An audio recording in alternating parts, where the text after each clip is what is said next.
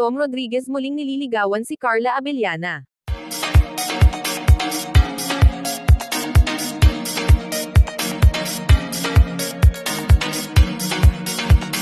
Muling sumusubok si Tom Rodriguez na mapalapit kay Carla Abellana sa pamamagitan ng panibagong panliligaw.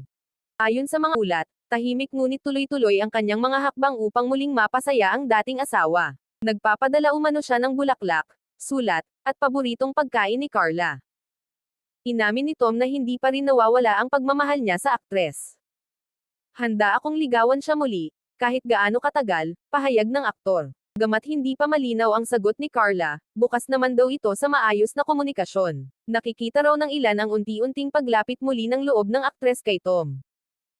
Ayon sa mga kaibigan nila, mas kalmado at mas mature na raw ngayon ang kanilang mga pag-uusap. Umaasa si Tom na sa bawat hakbang ay unti-unting maibalik ang tiwala ni Carla.